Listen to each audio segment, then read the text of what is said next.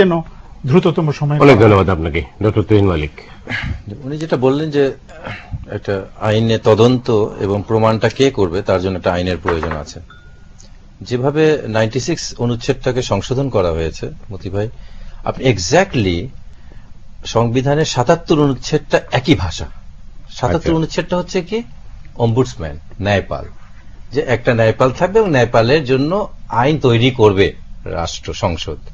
72 থেকে 44 বছরে আজ পর্যন্ত এটা হলো না। এটাকেও ডিপ ফ্রিজে ঢুকিয়ে দেওয়া হলো এই বিষয়টাকে। কেন করলো সরকার? গত এত বছরে সুপ্রিম জুডিশিয়াল কাউন্সিল নিয়ে কেউ কোনোদিন আপত্তি তোলেনি, একটা বিন্দু মাত্র অভিযোগ হয়নি। এটা হলো মূলত আপনার যখন 7 মার্ডার হলো নারায়ণগঞ্জে, তখন দেখেন মিডিয়া এটাকে প্রকাশ করলো এবং সুপ্রিম কোর্টের হাইকোর্ট ডিভিশন অর্ডার দিল তাদেরকে অ্যারেস্ট করার জন্য। এই দুইটা কারণে শাসক গোষ্ঠী মনে করলো সব আমার হাতে আছে, এই দুইটা একটু বেয়াদবি করছে, এদের পুরো ক্ষমতাটা আমার নিতে হবে। তাহলে কি করলো?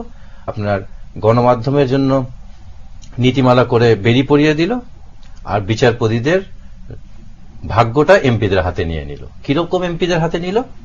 যে এমপিরা ইমপিচমেন্ট করবে, অপসারণ করবে। কিভাবে করবে? গত বছর আপনার মনে আছে 2013-তে টিআইবি একটা রিপোর্ট দিয়েছিল, প্রতিবেদন দিয়ে বলেছিল যে সংসদে 97% এমপিরা নেতিবাচক কার্যক্রমে জড়িত। এর মধ্যে 54.3% সরাসরি অপরাধের সাথে জড়িত, 24.1% ফৌজদারি মামলায় অভিযুক্ত আসামি। এর মধ্যে টেন্ডারবাজি, খুন খারাপি যা যা আছে একটা লিস্ট তারা দিয়েছিল। তারা করবে সুপ্রিম কোর্টের জাজদের ভাগ্য নির্ধারণ, ইয়াবা সম্রাট থেকে শুরু করে মারদাঙ্গা গডফাদাররা আমরা সেখানে নিয়ে এসছি। এটা সরকার কেন করছে? এর মধ্যে জাস্টিস শামসুদ্দিন চৌধুরী একটা জাজ রুলিং দিয়েছিলেন, তখন স্পিকার আজকের যিনি রাষ্ট্রপতি উনাকে বলেছিলেন যে উনি রাষ্ট্রদ্রোহিতা করেছেন। উনিও একটা রুলিং দিয়েছিলেন যে এই জজ সাহেবকে ইমপিচমেন্ট করার জন্য। তখন মূলত সংসদের সাথে জুডিশিয়ারির একটা আপাতত সংঘাত তারা তৈরি করার চেষ্টা করেছে এবং পল্টনীয় কায়দায় তখনকার নেতারা সংসদে বক্তৃতা দিয়েছিল। তখন কিন্তু প্রথম প্রশ্নটা আসলো যে না, বিচারপতিদের সাইজ করা দরকার, এদের ক্ষমতাটা আমাদের হাতে নেওয়া দরকার। যেরকম মনে হলো তাই হলো, সুপারসোনিক গতিতে কিন্তু অ্যামেন্ডমেন্ট হয়ে গেল। সবাই মানা করেছে, ইভেন বলেছে আইনটা নিয়ে কথা বলেন, যেটা আপনি 3 মাসে করতে চাচ্ছেন এটা এখনই করেন, তাড়াহুড়ার কি আছে। আজকে বিএনপি বলেছে যে আপনি এটা পুনর্বিবেচনা করেন রাষ্ট্রপতিকে, বলার সঙ্গে সঙ্গে উনি সাইন করে দিলেন। আজকে হয়তো উনি করতেনও না, উনি করে দিলেন।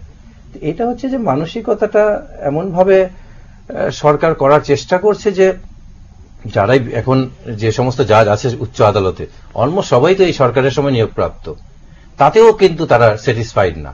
যতগুলো পাবলিক রিলেটেড কিংবা পলিটিক্যাল রিলেটেড যতগুলো জাজমেন্ট হয়েছে বিগত সময়ে, দেখেন স্বাধীনতার ঘোষণা নিয়ে, জামাতের নিবন্ধন নিয়ে, তারপর যুদ্ধ অবধির রেট্রোস্পেক্টিভ এফেক্টে অ্যাপিল করা যাবে কি না, সমস্ত কিছুতেই কিন্তু সরকার কেয়ারটেকার নিয়ে প্রত্যেকটা কিন্তু সরকারের পক্ষে গেছে। শুধুমাত্র একটা অর্ডার র্যাবের বিরুদ্ধে গেছে দেখে সরকার এতটুকু সহ্য করতে পারছে না, এই জাজ সাহেবদের ডান্ডা বেরিয়ে পড়াতেই হবে তাকে। তাতে ক্ষতিটা কি হবে?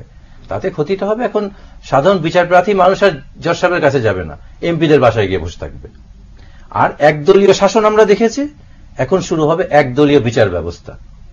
কারণ জজ সাহেবরা তো যে কোনো সময় চাকরি হয়ে যাবে, কেউ কারো বিরুদ্ধে কোনো জাজদের কোন কিংবা সরকারের বিরুদ্ধে কিছু দেওয়ার এখন শক্তি সামর্থ্য তাদের এটা তো নাও হতে পারে, আর উল্টাটাও হতে পারে। যদি কোনো কারণে এই সরকার চলে যায়, তাহলে তো এই সরকারের আমলে 100-র মধ্যে প্রায় 80-85 জন তাদের জাজ, মানে তাদের আমলে নিয়োগকৃত। এদেরকে তো পরবর্তী সরকার বের করার কোনো সুযোগ ছিল না আইনে, কারণ সুপ্রিম জুডিশিয়াল কাউন্সিল তো অত্যন্ত স্ট্রং ছিল। এখন তো তাদের হাতে অস্ত্র দিয়ে দিয়েছে সরকার, তারা এসেই সংখ্যাগরিষ্ঠতার কারণে তাদেরকে অপসারণ করে দিবে। এটা তো একটা বুমেরাং হতে পারে। তো সরকার শুধু শ্রেষ্ঠত্ব দেখানোর জন্য, সংসদের শ্রেষ্ঠত্ব দেখানোর জন্য বিচার বিভাগকে তারা পদোন্নত করতে যাচ্ছে। এটা খুব মারাত্মক। এটা মারাত্মক। যারাই সংবিধানকে হাত দেওয়ার চেষ্টা করেছে যখনই, তাদেরই ধ্বংস হয়েছে।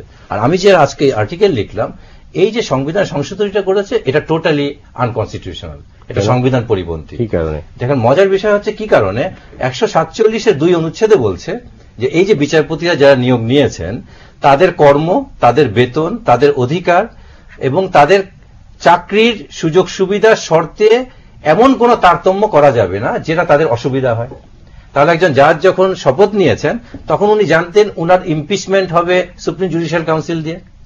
এখন উনার অপসারণ পদ্ধতিটা পরিবর্তন করে এমপিদের হাতে দিয়ে দেওয়া হয়েছে, তারতম্য করা হয়েছে, অসুবিধা করা হয়েছে, কাজের প্রকৃতি চেঞ্জ করা হয়েছে, তার চাকরির প্রকৃতি চেঞ্জ করা হয়েছে।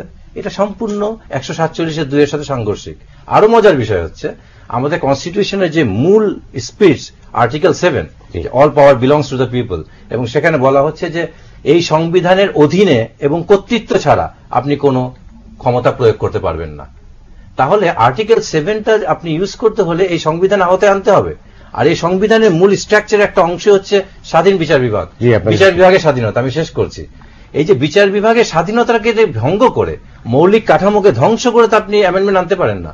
এবং এই সংসদই গত নবম সংসদ 7 ক অ্যামেন্ডমেন্ট করে বলেছে যারা এই কাজ করবে তাদের মৃত্যুদণ্ড তুল্য শাস্তি হবে, রাষ্ট্রদ্রোহিতার অপরাধে অভিযুক্ত।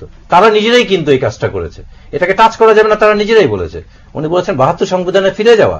72 সংবিধানটা 7 ক ছিল না যে কেউ সংবিধানের সাথে এই কাজ করলে 72 সংবিধানের ফিরে যাওয়ার কথা বলে আমরা 72 শিক্ষা ব্যবস্থায়, 72 পরীক্ষায় ফিরে যাচ্ছি, 72 ভোট ডাকাতিতে ফিরে যাচ্ছি, 72 সংবিধান বলতে গিয়ে আমরা জহির রায়হানকে 72 30 জানুয়ারিতে গুম করা হলো, গুমে ফেলে যাচ্ছি। 72 সংবিধান বলতে গিয়ে আমরা সিরাজ শিকদারকে 75 4 জানুয়ারি মেরে ফেলা হলো, গুম ক্রস ফায়ার করা হলো, ক্রস ফায়ারে ফিরে যাচ্ছি। আসলে কি আমরা 72 ফিরে যাচ্ছি কিনা? আসলে স্পিরিটের দিক থেকে আমি আপনার কাছে আসছি স্যার। না, ডক্টর তুহিন মালিক যে কথাগুলি বললেন, উনি কথা